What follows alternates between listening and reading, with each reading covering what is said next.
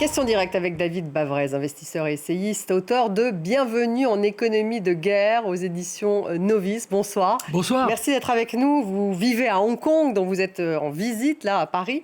Merci d'être là. On va revenir d'ailleurs sur le G7 organisé en France par Emmanuel Macron à Évian. Avant cela, David Bavrez, vous qui habitez à Hong Kong, qui connaissez très bien l'Asie, quel est le regard de ce côté de la planète sur la guerre entre les États-Unis et l'Iran? L'impact économique est très dur. Le monde est complètement paradoxal parce que la Chine, normalement, devrait être la grande perdante puisqu'elle importe la moitié de ses hydrocarbures du Moyen-Orient et c'est la grande gagnante. En quoi est-elle gagnante? Elle est gagnante parce qu'on voit qu'elle a beaucoup plus de réserves de pétrole qu'on ne le croyait et que le vrai sujet de cette guerre, c'est la dédollarisation ou la redollarisation du commerce du pétrole mondial puisqu'on est en guerre monétaire.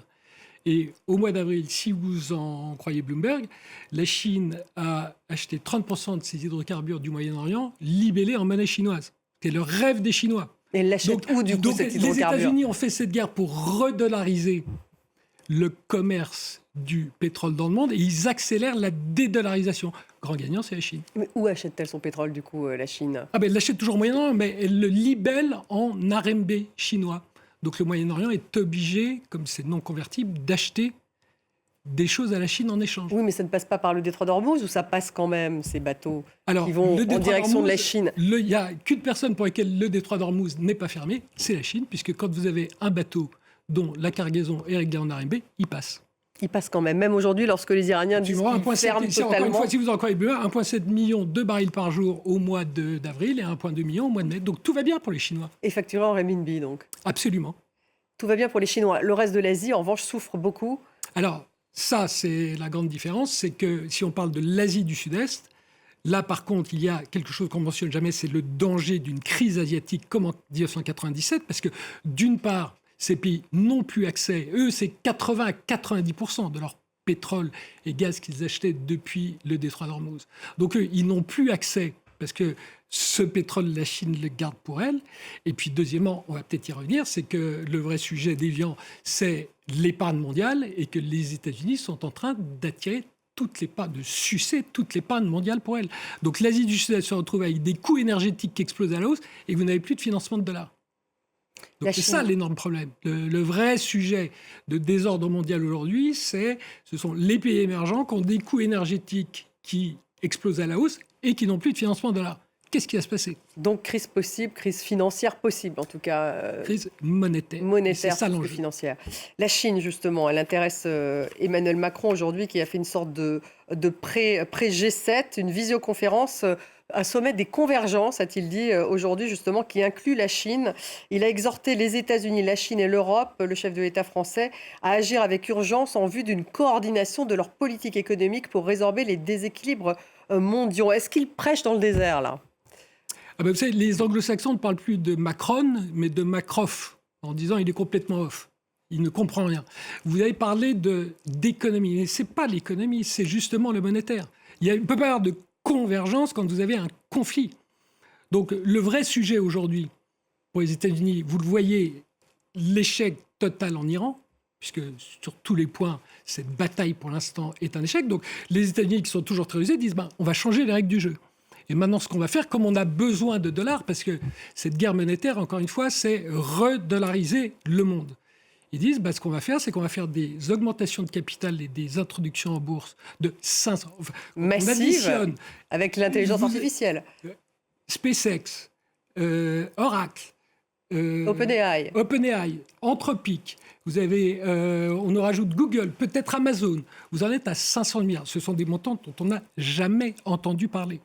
Donc ce G7, le véritable enjeu pour Donald Trump, c'est de dire soit vous achetez ces actions totalement surévaluées, soit je vous coupe l'armement et la défense. C'est exactement, souvenez-vous, le subprime en 2008, la crise immobilière américaine. De 2005 à 2007, les États-Unis en ont transféré la moitié du coût à l'étranger. Donc là, ils ont une bulle financière incroyable sur l'intelligence artificielle. Ils disent on sent qu'on se rapproche du moment où ça va péter, donc il faut qu'on la transfère à l'étranger. C'est ça le véritable enjeu du G7. Donc ça n'est pas du tout une rencontre économique. Il ne peut pas y avoir de convergence. C'est une rencontre ça devrait être une rencontre Une bataille monétaire, c'est même plus une rencontre que vous décrivez. Et c'est pour ça que, si vous voulez sauver le monde aujourd'hui, ce n'est pas un G7 dont vous avez besoin. Ce n'est pas une rencontre entre des chefs d'État. Ce sont les banquiers centraux qui doivent se rencontrer. Pourquoi en 1940, on a la même... La BCE qui a augmenté ses taux aujourd'hui. Oui, mais qui prouve qu'elle n'y comprend absolument rien, puisqu'on a une inflation qui vient d'un choc d'offres et qui va essayer de tuer un peu plus la demande. Donc ça vous prouve que Mme Lagarde ne comprend rien à la finance, d'une avocate... Ça va avoir un impact économique important, en tout cas en Europe. Ça va faire que tuer notre croissance, mais ça ne va pas toucher... Les prix du pétrole ne vont pas baisser, ça ne va pas rouvrir le détroit d'Ormuz, d'augmenter les taux de 25 bips. Donc, ce qu'on devrait faire aujourd'hui, si vous voulez sauver le monde, c'est Bretton Woods.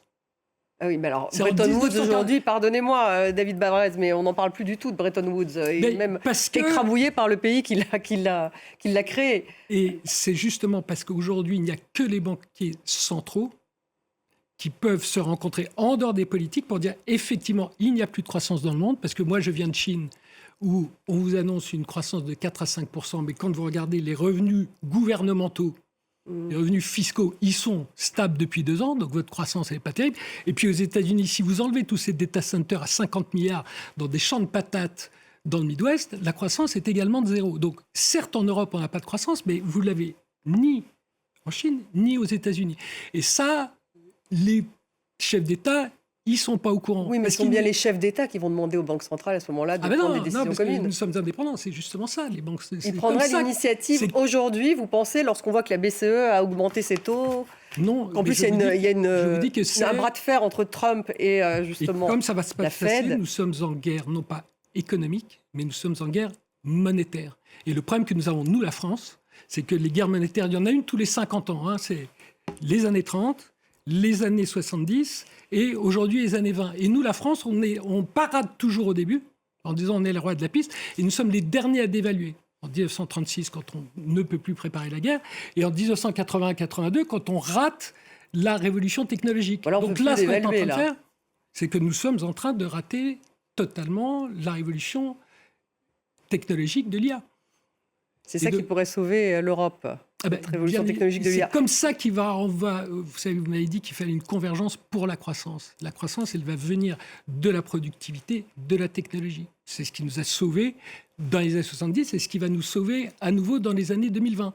Mais on ne va pas acheter des actions américaines qui vont faire moins 95% comme en 2001.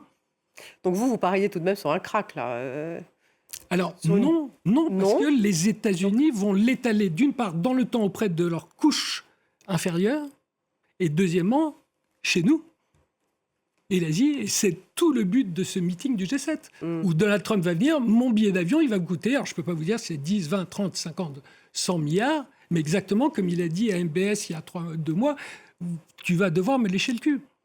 Donc les États-Unis ne vont pas sauter parce qu'ils transfèrent au reste du monde le coût de leur guerre au Moyen-Orient qui n'a pas marché et de leur révolution de l'IA qui met plus de temps à délivrer la productivité. Et donc, il faut un Bretton Woods entre les banques centrales pour justement mettre un peu d'ordre dans tout ça. Bien, pour dire la réalité des États-Unis, vous nous avez sauvés en 2020 parce que vous avez mis 35% de PNB sur la table pour nous sauver du Covid. Il est normal, ça ne nous fait pas plaisir, mais il est normal qu'on rembourse. Et c'est ce qu'on a fait de 1944 à 1951. L'ensemble de la planète a acheté des bons du Trésor américain à des taux de 1,5%. Et donc, ce qu'il faut qu'on fasse, c'est qu'on dise, les États-Unis, ça nous fait fiancer Trump, vous pensez bien que ça ne nous fait pas plaisir. Mais c'est mieux plutôt que d'avoir potentiellement une guerre monétaire qui fait que nous allons dévaluer l'euro de 30%. Hein. C'est ce qu'on a fait en 80-82, ce qu'on a fait en 36. Donc, Merci beaucoup. David Bavrez, investisseur et essayiste, merci d'avoir été avec nous.